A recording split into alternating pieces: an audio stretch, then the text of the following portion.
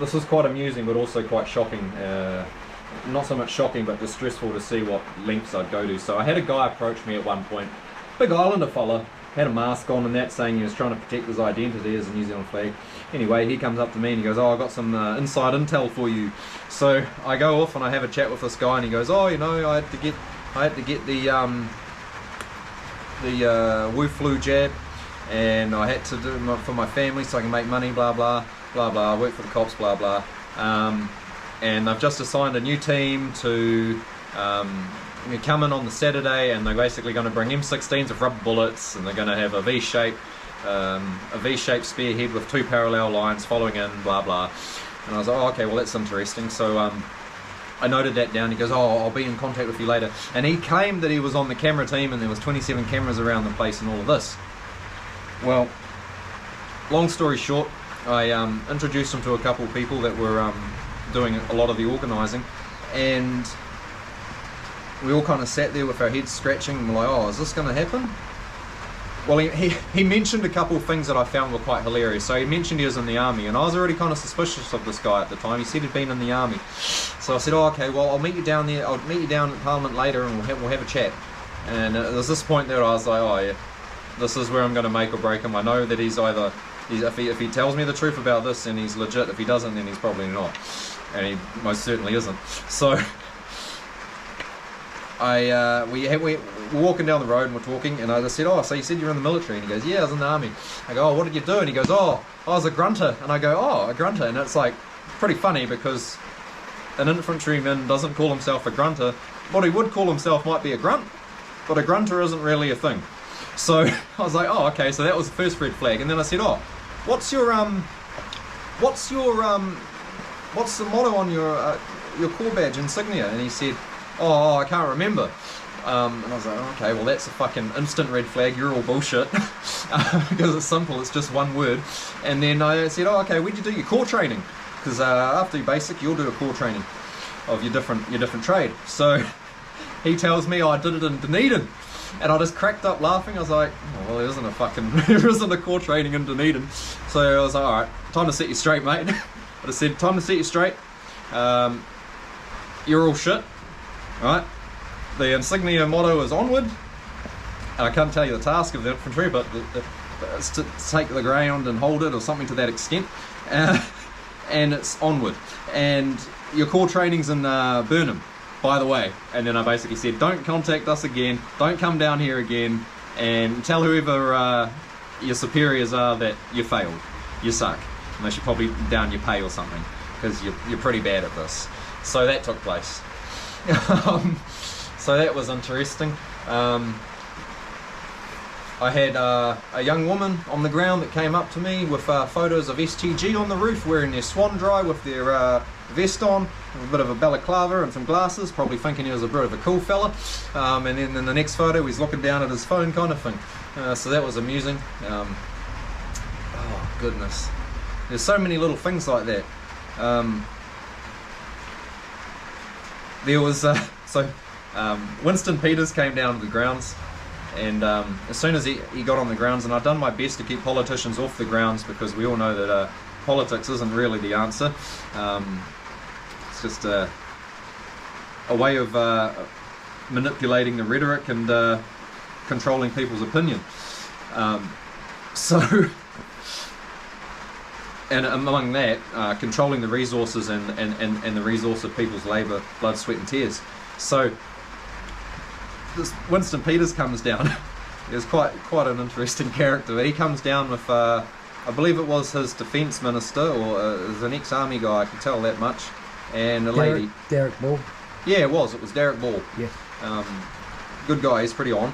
Anyway, so I was like, okay, so I quickly scrambled on the radio to get some kind of security detail around this fella, because I didn't want anything happening on my watch.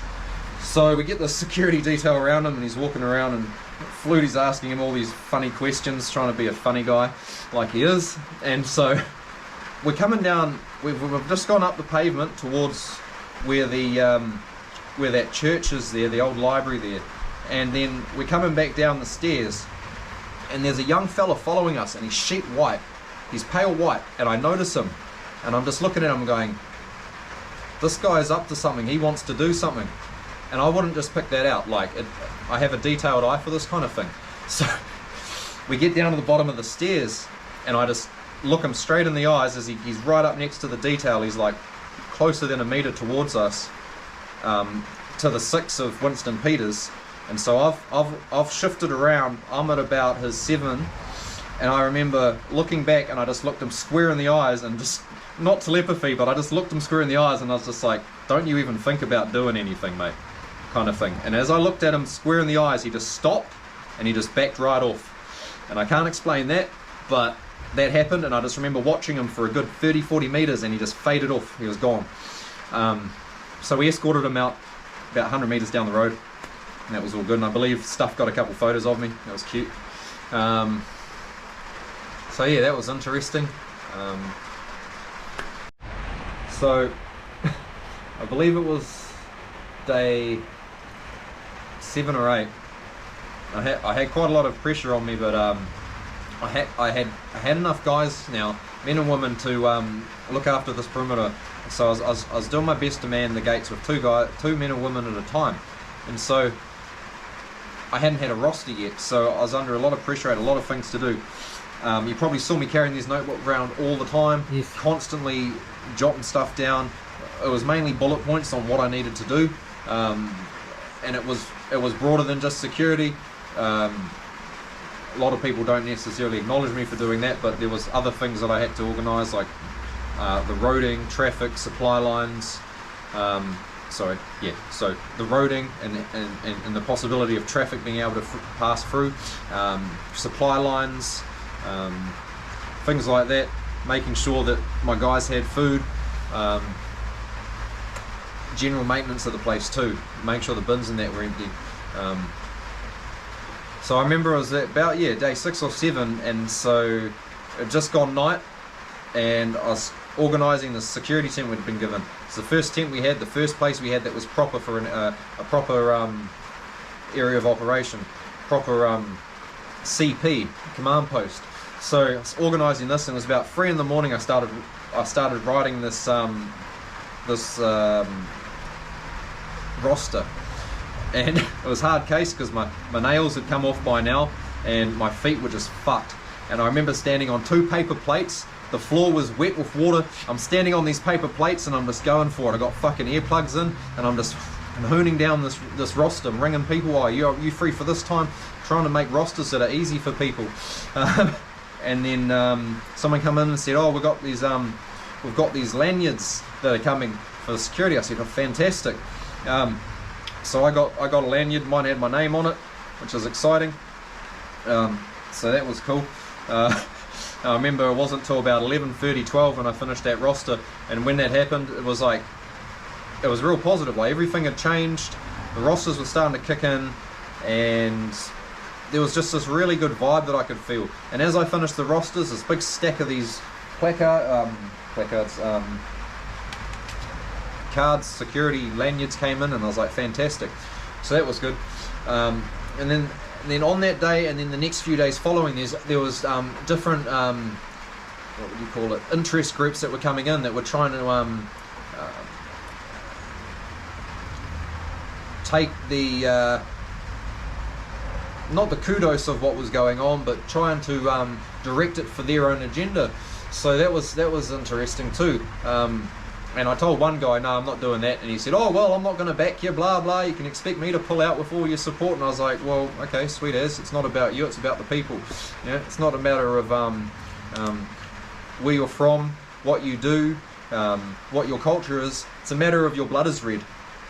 And you're a human. So there was that took place. And then I remember we eventually managed to get the heads of all these different security units or details that were around the place in our shoddy perimeter together. So we got them all together. At the same time, I'm doing my darndest working with the Maori Wardens. Beautiful people, loved everything they did, wish them all the best. Yeah, absolutely love you, honour you, respect you, and thank you for everything you did. So we get all these heads together, and there's some ex-cops there. They looking concerned because they know that the possibility of the escalation that could take place on the police's half, and so they're giving us suggestions. Anyway, we're all talking about which areas we're running and what not, and then we put it down to a vote as to who's going to head it all. Everyone votes. It's pretty much unanimous that it's me, and I'm like, okay, well, if you trust and believe in me, then I'm here for that, and that's why I came here. Protect and serve yous, make sure no one gets hurt inappropriately, you know, all of that. So I took that on, and I did my absolute darndest. I wanted a 0800 and a 2000 hours meeting every day and night just to keep updates, because in this kind of situation things happen from hour to hour, and you just got to keep on top of that. So I was thinking 8 in the morning, 0800 to 2000 hours, we're having a meeting then, we're having a meeting there, all heads every time, put it all on the table, organise it. So we have these meetings set up, these briefs and debriefs of the days, and basically we got through about one of them. So we had one day at 0800, one day at 2000 hours, and then the next day pretty much no one turned up.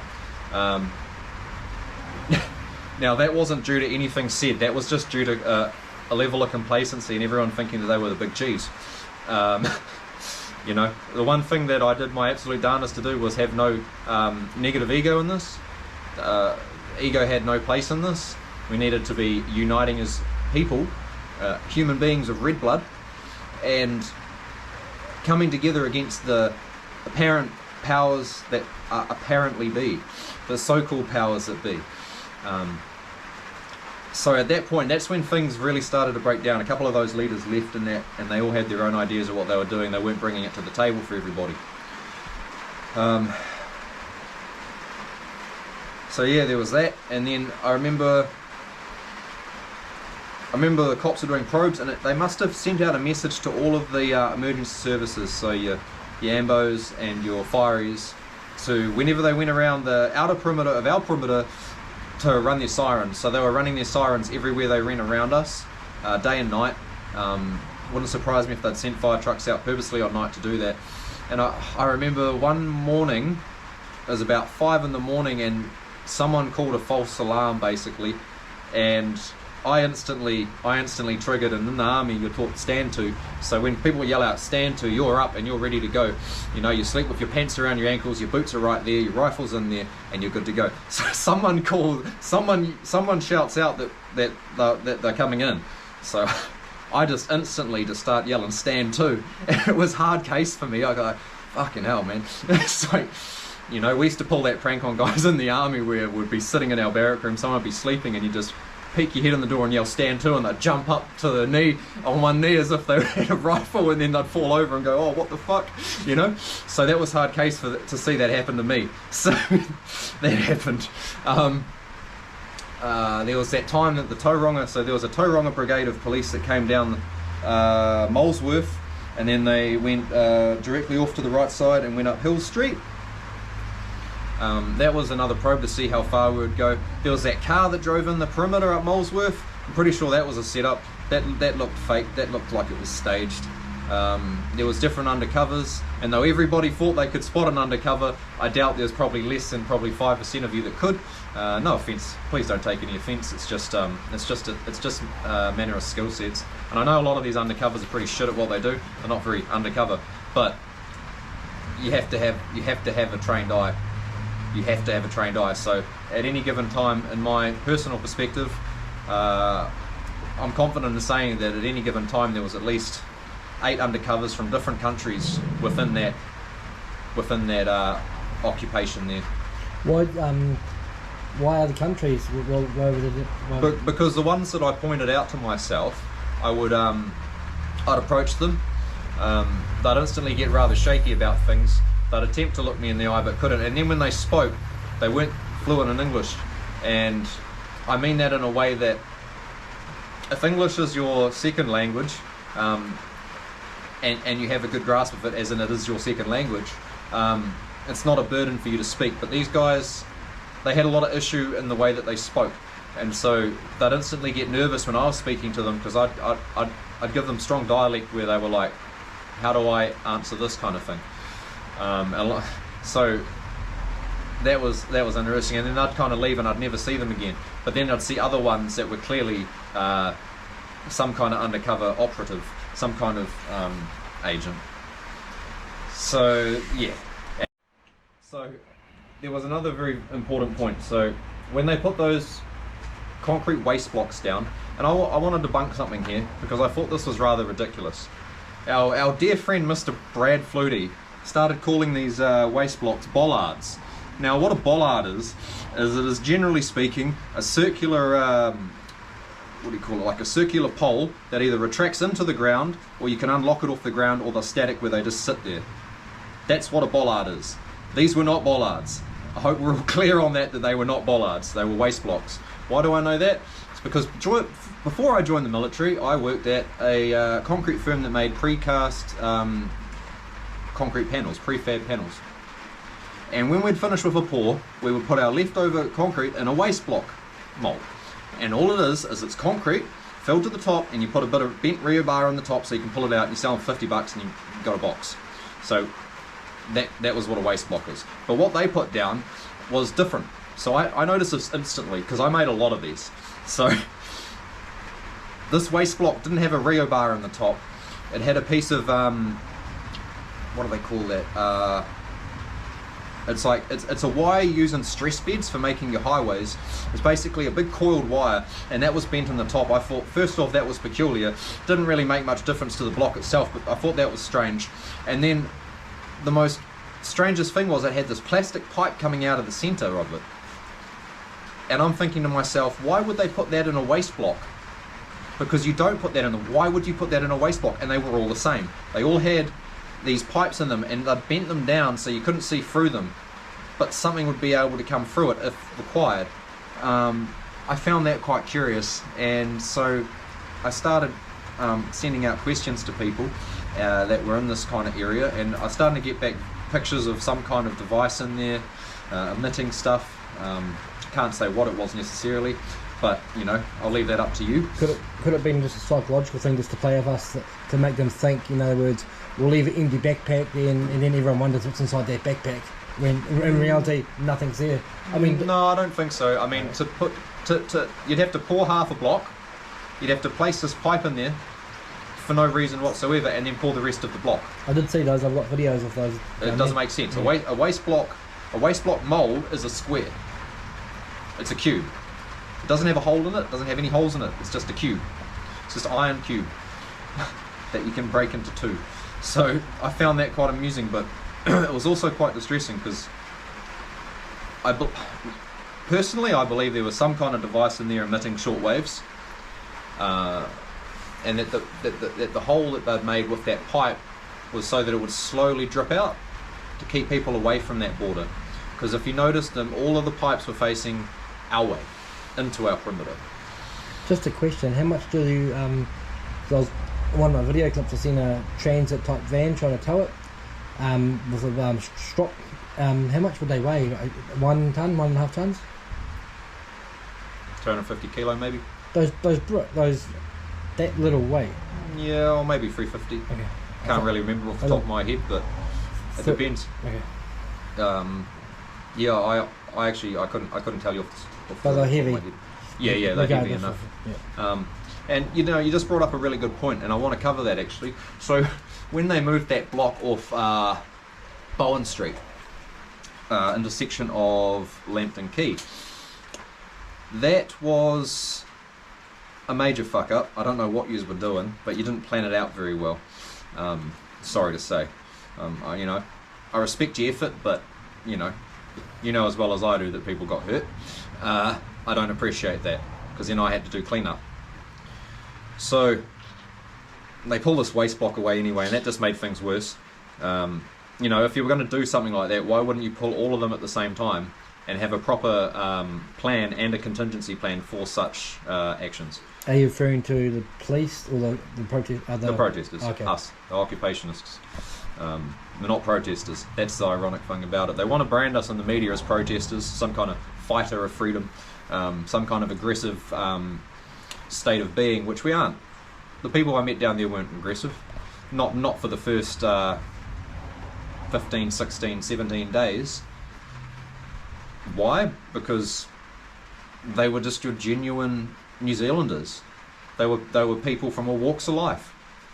You know, you had ex-doctors down there. There's a few ex-army guys. They didn't really stay all that long, but there was, you know, doctors, teachers, different modalities of all kinds, builders, plumbers, sparkies.